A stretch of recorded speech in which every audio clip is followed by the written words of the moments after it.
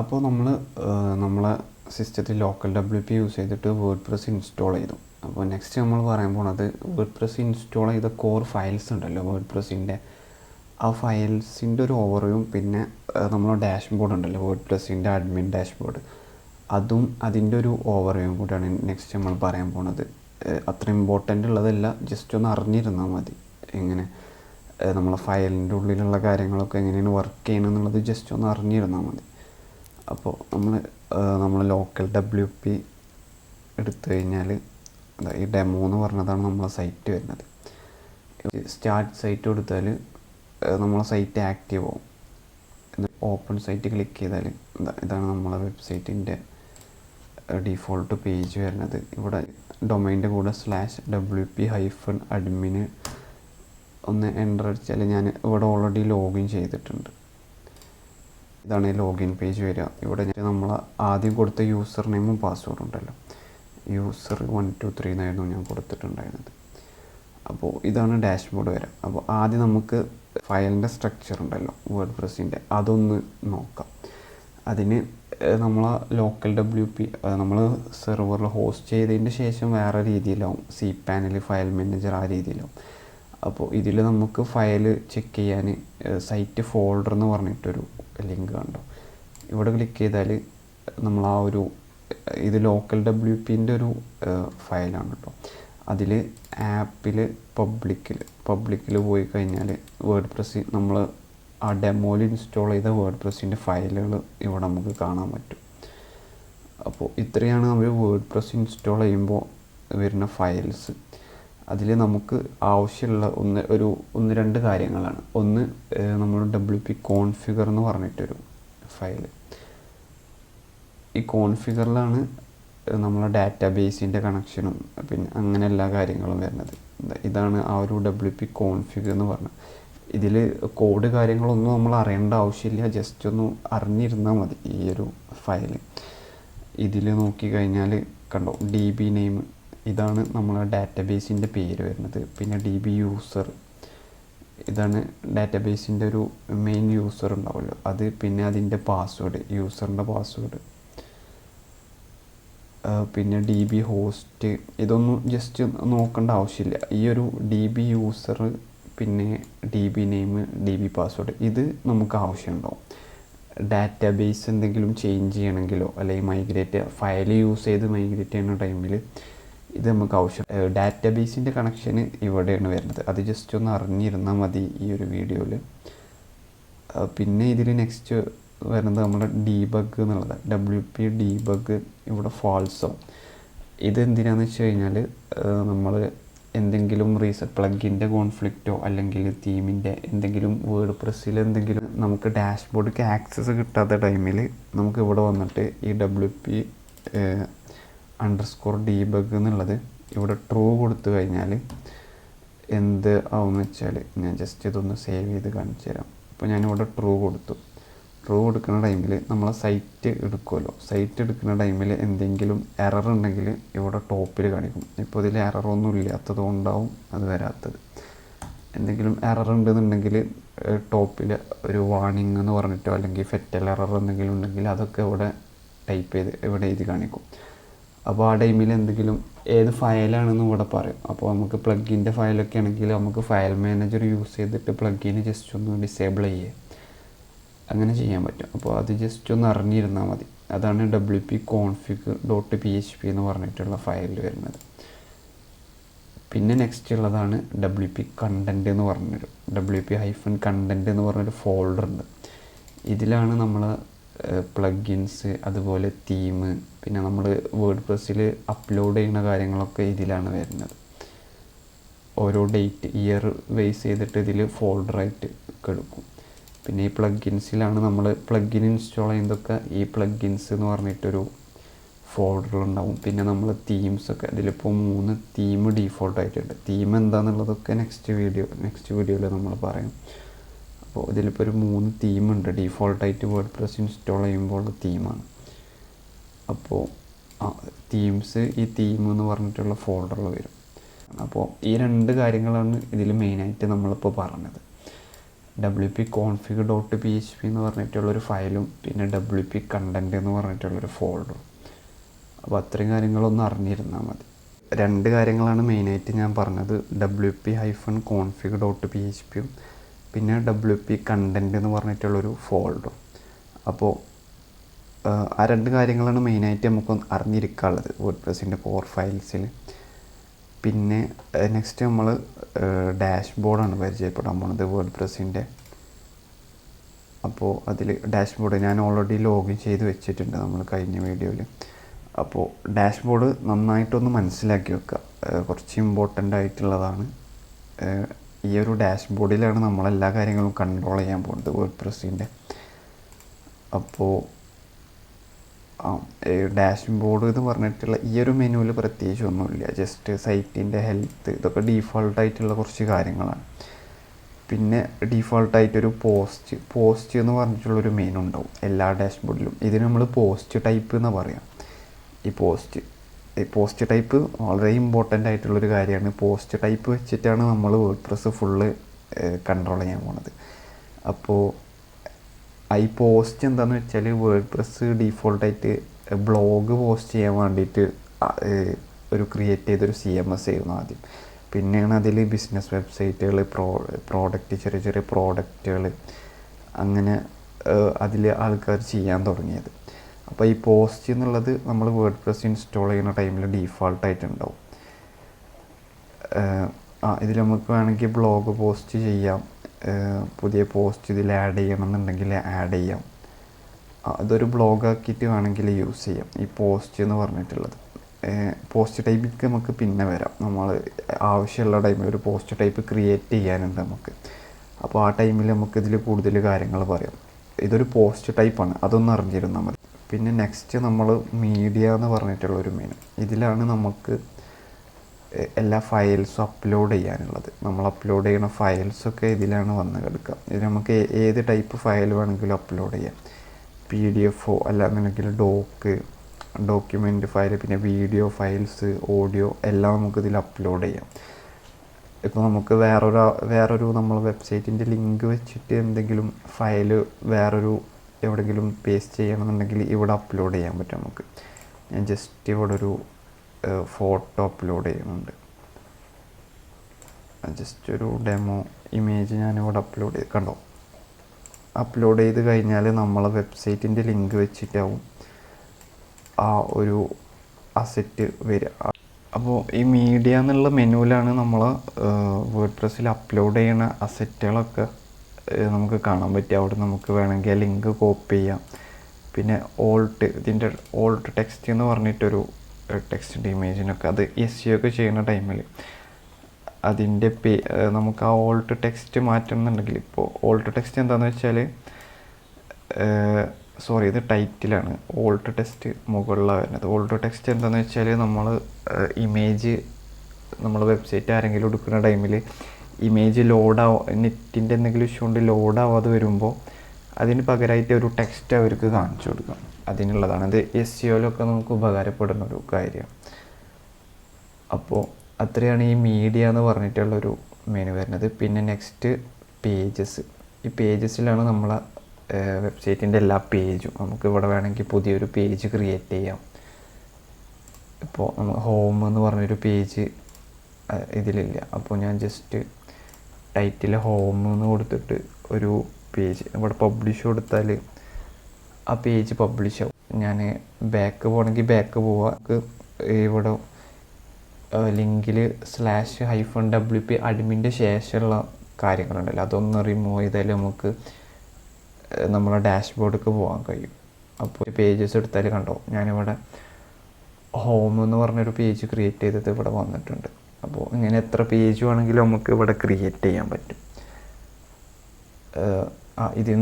ഇതിൻ്റെ ഡീറ്റെയിൽ ആയിട്ടുള്ള കാര്യങ്ങൾ നമുക്ക് ഇത് ചെയ്യുന്ന ടൈമിൽ പറയാവും ബെറ്റർ. പിന്നെ നെക്സ്റ്റ് ഉള്ളതാണ് അപ്പിയറൻസ് എന്ന് പറഞ്ഞിട്ട്. അപ്പിയറൻസിലാണ് നമ്മൾ തീമിൻ്റെ കുറച്ച് കാര്യങ്ങൾ വരാൻ പോണത്. തീം, അതുപോലെ നാവിഗേഷൻ മെനു ഉണ്ടല്ലോ, അത് നമുക്ക് ഇവിടെ ക്രിയേറ്റ് ചെയ്യാം. പിന്നെ കസ്റ്റം CSS എഴുതാൻ കഴിയും. അപ്പോൾ ഓരോ വേർഡ്പ്രസ്സിനും ഓരോ തീം ആവശ്യമുണ്ട്. ഇതിലിപ്പോൾ ഡീഫോൾട്ട് 2025 എന്ന് പറഞ്ഞിട്ടൊരു തീമാണ് ഇതിലിപ്പോൾ ഇൻസ്റ്റാൾ ചെയ്തിട്ടുള്ളത്. വേറൊരു തീം വേർഡ് പ്രസ്സിൻ്റെ തീം ലൈബ്രറിയിൽ തന്നെ ഒരുപാട് തീം ഉണ്ടാവും. ഇതിൽ നമുക്ക് ഏതെങ്കിലും യൂസ് ചെയ്യാൻ ഹലോ എലമെൻഡർ എന്ന് പറഞ്ഞിട്ടുള്ളൊരു തീം എടുക്കണം. ഒരു തീമിൻ്റെ കാര്യം ജസ്റ്റ് ഒന്ന് പറഞ്ഞു തരാനായിരുന്നു. ഇവിടെ നമുക്ക് ഇൻസ്റ്റാൾ കൊടുത്ത് ആക്റ്റീവ് ആക്കി കഴിഞ്ഞാൽ ആ തീം ആക്റ്റീവ് ആവും. നമ്മൾ ഓരോ പ്രൊജക്റ്റ് ക്രിയേറ്റ് ചെയ്യുന്ന ടൈമിൽ നമുക്ക് ഓരോ തീം ആവശ്യമുണ്ട്. കണ്ടോ, അപ്പോൾ നമ്മൾ എലമെൻഡർ തീം എടുത്ത ടൈമിൽ ഇവിടെ 1-2 കാര്യങ്ങൾ വന്ന് കസ്റ്റമൈസ് എന്ന് പറഞ്ഞിട്ടൊരു കാര്യം, പിന്നെ മെനു, പിന്നെ തീം ഫയൽ എഡിറ്റർ. ഈ 3 കാര്യങ്ങളാണ് ഇതിൽ ഇമ്പോർട്ടൻ്റ് ആയിട്ടുള്ളത്. പിന്നെ ഡിസൈൻ എന്ന് പറഞ്ഞത് ആ തീമിൽ വരുന്നൊരു കാര്യം, അത് നമുക്ക് നോക്കേണ്ട ആവശ്യമില്ല. അപ്പോൾ ഇതിൽ മെനൂസ് എടുത്തു കഴിഞ്ഞാൽ കണ്ടോ, ഇവിടെ നമുക്ക് നാവിഗേഷൻ മെനു ക്രിയേറ്റ് ചെയ്യാൻ പറ്റുക. വേർഡ് പ്രസ്സിൻ്റെ ടോപ്പിലുണ്ടാവുന്ന വെബ്സൈറ്റിൻ്റെ ടോപ്പിലുണ്ടാവുന്ന നാവിഗേഷൻ മെനു ഉണ്ടല്ലോ, അത് നമുക്ക് ഇവിടെ ഈ മെനൂസ് എന്ന് പറഞ്ഞ ഇവിടെയാണ് ക്രിയേറ്റ് ചെയ്യാൻ കഴിയുക. ഇത് നമ്മൾ ചെയ്യുന്ന ടൈമിൽ കറക്റ്റ് പറയട്ടോ. ഈ വീഡിയോയിൽ ജസ്റ്റ് അത് കേട്ടിരുന്നാൽ മതി, എന്താണെന്ന് മാത്രം അറിഞ്ഞാൽ ഈ ഒരു വീഡിയോയിൽ ജസ്റ്റ് പറഞ്ഞു പോകണുള്ളൂ. പിന്നെ ഇവിടെ കസ്റ്റമൈസ് എന്ന് പറഞ്ഞിട്ടൊരു അതൊരു വേറെ പേജിലേക്കാണ് റീഡയറക്റ്റ് ആവുക. ഇവിടെ നമുക്ക് ഫേവ് ഐക്കൺ എന്ന് പറഞ്ഞിട്ടൊരു ഈ ഒരു ഐക്കൺ ഉണ്ടല്ലോ, വെബ്സൈറ്റ് എടുക്കുന്ന ടൈമിൽ കാണുന്നൊരു ഐക്കൺ, അത് സെറ്റ് ചെയ്യാൻ പറ്റും. പിന്നെ സൈറ്റിൻ്റെ ടൈറ്റിൽ, പിന്നെ ലോഗോ, നമുക്ക് ഇവിടെ ഒരു ലോഗോ സെറ്റ് ചെയ്തിട്ട് അത് നമുക്ക് ആവശ്യമുള്ളിടത്തേക്ക് കോൾ ചെയ്യാൻ പറ്റും. പിന്നെ ആ മെനൂസ് എന്ന് പറഞ്ഞിട്ടുള്ളൊരു കസ്റ്റമൈസർ വഴി നമുക്ക് മെനു ക്രിയേറ്റ് ചെയ്യാൻ പറ്റും.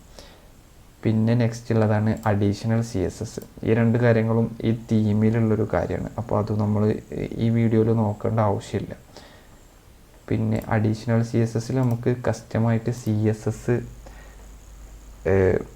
ടൈപ്പ് ചെയ്യാൻ പറ്റും ഈ വെബ്സൈറ്റിലേക്ക്. ഇപ്പോൾ ഇവിടെ നമുക്ക് റൈറ്റ് ക്ലിക്ക് ചെയ്ത് ഇൻസ്പെക്ട് ചെയ്താൽ നമുക്ക് വേണമെങ്കിൽ ഓരോ ക്ലാസ് കൊടുക്കാം. അപ്പോൾ ഇതിന് എൻട്രി ടൈറ്റിൽ എന്ന് പറഞ്ഞിട്ടൊരു ക്ലാസ് ഉണ്ടല്ലോ,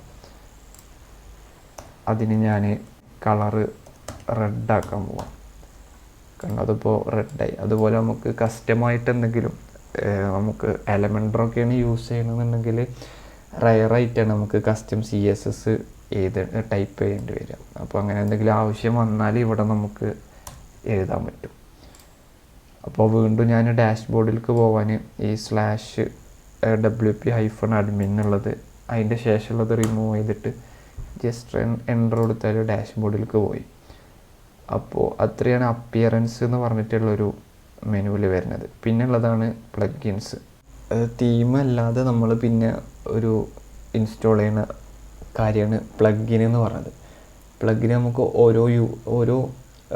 ഓരോ ഫീച്ചേഴ്സ് ആഡ് ചെയ്യാനാണ് നമ്മൾ പ്ലഗിന് യൂസ് ചെയ്യുക. പ്ലഗിൻ എന്ന് പറയുന്നത് ഒരു സെറ്റ് ഓഫ് PHP കോഡാണ്. നമുക്ക് വേർഡ് പ്രസ്സിൻ്റെ പ്ലഗിൻ ലൈബ്രറിയിൽ നിന്ന് തന്നെ ഇപ്പോൾ ഇവിടെ ആഡ് കൊടുത്തിട്ടുണ്ടെങ്കിൽ ഇതിൽ നിന്ന് തന്നെ നമുക്ക് ഓരോ പ്ലഗിന് നമുക്ക് എടുക്കാൻ പറ്റും. ഇപ്പോൾ നമുക്കിപ്പോൾ ഒരു ഗാലറി ഡിസ്പ്ലേ ചെയ്യണം. അപ്പോൾ ഗാലറിയിൽ നിന്ന് സെർച്ച് ചെയ്താൽ ഗാലറീൻ്റെ കുറേ പ്ലഗിന് നമുക്കിവിടെ ലിസ്റ്റായിട്ട് കാണാൻ പറ്റും. കണ്ടോ, ഫോട്ടോ ഗാലറി. അങ്ങനെ ഓരോ ഫീച്ചേഴ്സ് നമുക്ക് കോഡ് ചെയ്യാതെ തന്നെ ആഡ് ചെയ്യാൻ പറ്റണം. പക്ഷേ പ്ലഗിൻസൊക്കെ ലിമിറ്റേഷൻ ഉണ്ട്. ഇപ്പോൾ UI ആയാലും ആ പ്ലഗിനിലുള്ള UI ആണ് നമുക്ക് യൂസ് ചെയ്യാൻ കഴിയുക. അല്ലാന്നുണ്ടെങ്കിൽ നമുക്ക് പ്ലഗിന് കസ്റ്റമൈസ് ചെയ്യേണ്ടി വരും. ഇപ്പോൾ ഗാലറി അങ്ങനെ ഓരോ ആവശ്യത്തിനും നമുക്ക് പ്ലഗിന് യൂസ് ചെയ്യാൻ പറ്റും. അപ്പോൾ അതാണ് ഈ ഒരു പ്ലഗിൻ എന്ന് പറഞ്ഞിട്ടുള്ള മെനുവിൽ വരുന്നത്. അതും ഡീറ്റെയിൽ ആയിട്ട് നമ്മൾ ഇപ്പോൾ കോണ്ടാക്റ്റ് ഫോം 7 കണ്ടോ, നമുക്ക് കോണ്ടാക്റ്റ് ഫോം ഉണ്ടല്ലോ, ഫോം ആഡ് ചെയ്യാൻ നമ്മളൊരു പ്ലഗിനാണ് യൂസ് ചെയ്യുക. അപ്പോൾ അതൊക്കെ നമ്മൾ ചെയ്യുന്ന ടൈമിൽ ഡീറ്റെയിൽ ആയിട്ട് പറയും ഏതൊക്കെ പ്ലഗിനാണ് നമുക്ക് കോമൺ ആയിട്ട് ആവശ്യമുള്ളത്. അങ്ങനത്തെ കാര്യങ്ങളൊക്കെ നമ്മൾ ഒരു പ്രൊജക്റ്റ് ചെയ്യുന്ന ടൈമിൽ പറയും. നമ്മളൊരു പ്രൊജക്റ്റ് ചെയ്യുക എന്നുള്ളതാണ് മെയിനായിട്ട് ഈ ഒരു കോഴ്സ് കൊണ്ട് ഉദ്ദേശിക്കുന്നത്. അപ്പോൾ ഈ ഫസ്റ്റിലുള്ള ഈ കാര്യങ്ങളൊക്കെ ജസ്റ്റ് നമ്മൾ പറഞ്ഞു പോകണുള്ളൂ. പിന്നെ ഇവിടെ ഇൻസ്റ്റാൾഡ് പ്ലഗിൻസ് എടുത്താൽ നമ്മൾ ഇൻസ്റ്റാൾ ചെയ്ത പ്ലഗിൻസ് ഇവിടെ കാണാൻ പറ്റും. പിന്നെ പ്ലഗിൻ ഫയൽ എഡിറ്റർ, പ്ലഗിൻ്റെ ഫയലുണ്ടല്ലോ, ഞാൻ പറഞ്ഞില്ല ഒരു സെറ്റ് ഓഫ് PHP കോഡാണ്. അപ്പോൾ ആ ഫയൽ നമുക്ക് കസ്റ്റമൈസ് ചെയ്യാൻ പറ്റും. നമുക്ക് കുറച്ച് PHPയിൽ നോളജ് ഉണ്ടെന്നുണ്ടെങ്കിൽ ആ ഫയലിൽ പോയിട്ട് നമുക്ക് എഡിറ്റ് ചെയ്യാൻ പറ്റും. പിന്നെ നെക്സ്റ്റ് വരുന്നതാണ് യൂസേഴ്സ് കുറച്ച് ഇമ്പോർട്ടൻ്റ് ആയിട്ടുള്ള കാര്യമാണ്. നമ്മൾ വേർഡ് പ്രസ് ഇൻസ്റ്റാൾ ചെയ്യുന്ന ടൈമിൽ ഒരു യൂസറും പാസ്വേഡും കൊടുത്തിട്ടുണ്ടല്ലോ, അതാണ് നമ്മൾ റൂട്ട് യൂസർ വരിക. ജസ്റ്റ് ഇവിടെ ക്ലിക്ക് ചെയ്താൽ ആ യൂസർ നമ്മൾ ഇപ്പോൾ കറൻ്റ് ഉള്ള യൂസർ ഡീറ്റെയിൽസ് ഇവിടെ കാണാൻ പറ്റും. പിന്നെ അവിടെ പാസ്വേഡ് ചേഞ്ച് ചെയ്യണമെന്നുണ്ടെങ്കിൽ സെറ്റ് ന്യൂ പാസ്വേഡ് കൊടുത്തിട്ട് പാസ്വേഡ് ചേഞ്ച് ചെയ്യാം. പിന്നെ അതുപോലെ യൂസർ റോളുണ്ടല്ലോ, റോള് ഇതിലിപ്പോൾ അഡ്മിനിസ്ട്രേറ്ററാണ് ഡീഫോൾട്ടായിട്ട് വന്നിട്ടുള്ളത്. ഈ ഒരു റോളുണ്ടല്ലോ, നമുക്ക് ഓരോ റോളിൽ യൂസർ സെറ്റ് ചെയ്യാൻ പറ്റും. ഈ അഡ്മിനിസ്ട്രേറ്റർ എന്ന് പറയുമ്പോൾ ഫുൾ കൺട്രോൾ ഉണ്ടാവും വെബ്സൈറ്റിൻ്റെ. ഇപ്പോൾ പുതിയൊരു യൂസർ നമുക്ക് വേണമെങ്കിൽ ഇവിടെ ആഡ് ചെയ്യാം. Just user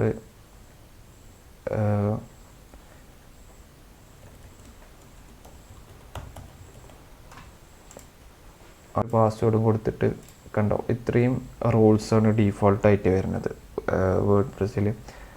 subscriber, contributor, author, editor. നമുക്കിപ്പോൾ ഫുൾ കൺട്രോളൊന്നും വേണ്ട, ജസ്റ്റ് കണ്ടൻറ്റ് മാത്രം എഡിറ്റ് ചെയ്യാനുള്ള ആക്സസ് ആ യൂസർക്ക് കൊടുത്താൽ മതി എന്നുണ്ടെങ്കിൽ ജസ്റ്റ് എഡിറ്റർ കൊടുത്തിട്ട് യൂസർ ക്രിയേറ്റ് ചെയ്താൽ ഈ ഒരു അപ്പിയറൻസ് ഉണ്ടല്ലോ, തീം ഫയൽ എഡിറ്റർ, ഈ കാര്യങ്ങളൊന്നും അതിലുണ്ടാവില്ല. തീം ഫയൽ എഡിറ്റർ നമ്മൾ പറഞ്ഞിട്ടില്ലായിരുന്നില്ല, അത് നെക്സ്റ്റ് പറയാം. അപ്പോൾ അതാണ് ഈ യൂസർ വരുന്നത്. നമുക്ക് വേണമെങ്കിൽ ഒരു യൂസറെ ക്രിയേറ്റ് ചെയ്യാം. ഈ റൂട്ട് യൂസർ അല്ലാതെ ഒരു യൂസർ നമുക്ക് ക്രിയേറ്റ് ചെയ്യാം. പിന്നെ നെക്സ്റ്റ് ഈ ടൂൾസ് നമുക്ക് പ്രത്യേകിച്ച് ഒന്നുമില്ല, നമ്മളൊരു പ്രൊജക്റ്റ് ചെയ്യുന്ന ടൈമിലൊന്നും ആവശ്യമില്ലാത്ത കാര്യമാണ്. അപ്പോൾ ടൂൾസ് നോക്കണ്ട. പിന്നെ സെറ്റിങ്സിൽ കുറച്ച് കാര്യങ്ങൾ വരുന്നുണ്ട്. ഒരു കോമൺ ആയിട്ട് ഒരു ആപ്പിനൊക്കെ ഉള്ള കാര്യങ്ങളാണ്.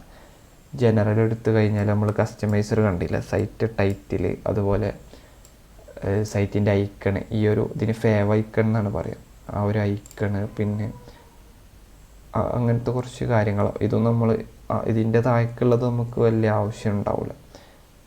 പിന്നെ ആ റീഡിങ് എന്ന് പറഞ്ഞിട്ടുള്ളത് നമുക്ക് വേർഡ് പ്രസ് ഫസ്റ്റ് സെറ്റ് ചെയ്യുന്ന ടൈമിൽ കുറച്ച് കാര്യങ്ങൾ ഇത് ചെയ്യാണ്ട്, അത് നമ്മൾ നെക്സ്റ്റ് വീഡിയോയിൽ പറയും. പിന്നെ നെക്സ്റ്റ് ഉള്ളതാണ് പെർമാലിങ്ക് എന്ന് പറഞ്ഞിട്ടുള്ളത്. പെർമാലിങ്ക് നമ്മൾ ഡീഫോൾട്ടായിട്ട് പോസ്റ്റ് നെയിമാണ് കൊടുക്കൽ.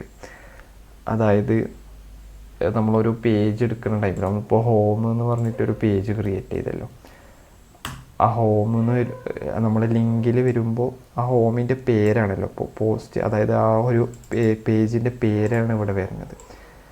അപ്പോൾ പോസ്റ്റ് നെയിം കൊടുത്തതുകൊണ്ടാണ് ആ ഒരു പേജിൻ്റെ പേര് വന്നത്. അല്ല അപ്പോൾ പ്ലെയിന് കൊടുക്കുകയാണെന്നുണ്ടെങ്കിൽ ഇവിടെ ആ ഒരു പേജിൻ്റെ ID ആയിട്ടാവും വരിക. അപ്പോൾ ഇത് ഡീഫോൾട്ടായിട്ട് പോസ്റ്റ് നെയിം തന്നെയാണ്. അപ്പോൾ ഇത്രയും കാര്യങ്ങളാണ് നമ്മുടെ ഡാഷ്ബോർഡിൽ വരുന്നത്. ഞാൻ ജസ്റ്റ് ഒരു തീം ഫയൽ എഡിറ്ററും കൂടെ ഒന്ന് പറയാം. നമ്മൾ തീം ഇൻസ്റ്റാൾ ചെയ്യുമ്പോൾ അതിൻ്റെ ഒരു ഫയൽ ഉണ്ടാവുമല്ലോ, ആ തീമിൻ്റെ ഫയൽ സ്ട്രക്ചറാണ് ഈ ഒരു കാര്യങ്ങൾ വരുന്നത്. അപ്പോൾ എല്ലാ തീമിനും ഡീഫോൾട്ടായിട്ട് ഈ ഒരു ഫയൽ ഉണ്ടാവും. style.css എന്ന് പറഞ്ഞിട്ടൊരു ഫയൽ ഉണ്ടാവും. അതിൽ നമുക്ക് എന്തെങ്കിലും CSS എക്സ്ട്രാ കൊടുക്കണമെങ്കിൽ ഇതിൽ കൊടുക്കാം. പിന്നെ function.php എന്ന് പറഞ്ഞിട്ടുള്ളൊരു ഫയൽ ഉണ്ടാവും. ഇതിലാണ് നമ്മൾ PHP ഫങ്ഷനൊക്കെ എഴുതിയിട്ട് ഫങ്ഷനൊക്കെ ചെയ്യാൻ പോകുന്നത് ഈ ഒരു ഫയലിലാവും, function.php. അതിൽ എന്തെങ്കിലും ഫങ്ഷൻ കൊടുത്താൽ വെബ്സൈറ്റ് ടോട്ടലായിട്ട് അത് വർക്കാവും. പിന്നെ ഈ അസറ്റും നമ്മൾ നോക്കേണ്ട ആവശ്യമില്ല, അതൊക്കെ തീമിൻ്റെ കുറച്ച് കാര്യങ്ങളാണ്. പിന്നെ footer.php എന്ന് പറഞ്ഞിട്ടൊരു ഫയൽ ഉണ്ടാവും, അതാണ് നമ്മളെ വെബ്സൈറ്റിൻ്റെ ഫൂട്ടർ വരുന്നത്. ഇവിടെ എന്തെങ്കിലും എഡിറ്റ് ചെയ്താൽ നമുക്ക് ആ ഫൂട്ടറിൽ ചെയ്യാൻ പറ്റും. പക്ഷെ ഇതൊന്നും നമ്മൾ ചെയ്യണില്ല കേട്ടോ, ഇതൊന്നും നമുക്ക് ചെയ്യേണ്ട ആവശ്യമില്ല. അതൊക്കെ നമുക്ക് പ്ലഗിന് യൂസ് ചെയ്തിട്ട് ചെയ്യാൻ പറ്റും. നമ്മളിപ്പോൾ ജസ്റ്റ് ഒരു ഫയലിൻ്റെ സ്ട്രക്ചർ പറയണുള്ളൂ എന്ന് മാത്രം. അത് നമ്മൾ ഹെഡ് ടാഗിൻ്റെ ഉള്ളിലേക്കാണ് ഈ header.php, നമ്മളെ വെബ്സൈറ്റിൻ്റെ ഹെഡറായിട്ടാണ് ഇത് വരിക. അപ്പോൾ ഇവിടെ നമ്മൾ എഡിറ്റ് ചെയ്താലും ഹെഡറിൽ എന്തെങ്കിലും ഇപ്പോൾ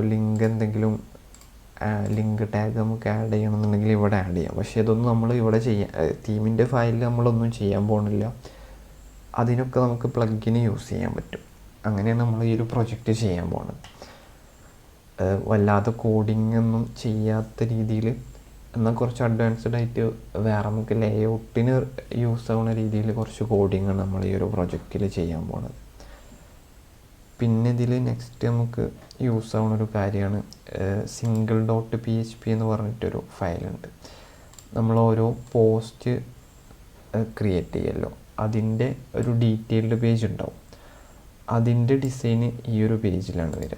അപ്പോൾ അതും നമ്മൾ ചെയ്യുന്ന ടൈമിൽ ഡീറ്റെയിൽ ആയിട്ട് പറയും എങ്ങനെയാണെന്നുള്ളത്. ജസ്റ്റ് ഈ ഒരു single.php എന്ന് പറഞ്ഞിട്ടുള്ളൊരു പേജ് അറിഞ്ഞിരുന്നാൽ മതി. നമ്മളെ പോസ്റ്റിൻ്റെ ഡീറ്റെയിൽഡ് പേജ് ഡിസ്പ്ലേ ചെയ്യാൻ വേണ്ടിയിട്ടാണ് ഈ ഒരു പേജ് യൂസ് ചെയ്യുക. പിന്നെ അതുപോലെ 404 പേജ് ഉണ്ടല്ലോ, നമ്മൾ പേജ് കിട്ടാത്ത ടൈമിൽ, ഇപ്പോൾ ഞാൻ ഇതിലില്ലാത്ത എന്തെങ്കിലും ഒരു പേജ് കൊടുക്കുന്ന ടൈമിൽ കണ്ടോ, the page cannot be found എന്ന് പറഞ്ഞിട്ട്, അത് ഈ ഒരു പേജാണ് അവിടെ ഡിസ്പ്ലേ ചെയ്യുന്നത്. കണ്ടോ, the page cannot be found, ഈ ഒരു മെസ്സേജാണ് അവിടെ ഡിസ്പ്ലേ ചെയ്യാൻ പോകുന്നത്. അപ്പോൾ നമുക്ക് 404 എന്തെങ്കിലും ഡിസൈൻ ചെയ്യണമെന്നുണ്ടെങ്കിൽ ഈ ഒരു പേജ് നമുക്ക് ഡിസൈൻ ചെയ്താൽ മതി. അപ്പോൾ ഇത്രയാണ് ബേസിക്കായിട്ട് നമുക്ക് ആവശ്യമുള്ള കുറച്ച് അറിഞ്ഞിരിക്കേണ്ട കുറച്ച് കാര്യങ്ങളാണ്. ഇതൊന്നും നമ്മൾ പ്രോജക്റ്റിൽ വല്ലാതെ യൂസ് ചെയ്യാൻ പോകുന്നില്ല. പിന്നെ നെക്സ്റ്റ് വീഡിയോ മുതലാണ് നമ്മൾ ഒരു പ്രോജക്റ്റ്, ഒരു റിയൽ വേൾഡ് പ്രോജക്റ്റ് ചെയ്യുമ്പോൾ എന്തൊക്കെ കാര്യങ്ങളാണ് സ്റ്റെപ്പ് ബൈ സ്റ്റെപ്പായിട്ടുള്ള കാര്യങ്ങൾ നമ്മൾ പറയാൻ പോകുന്നത്.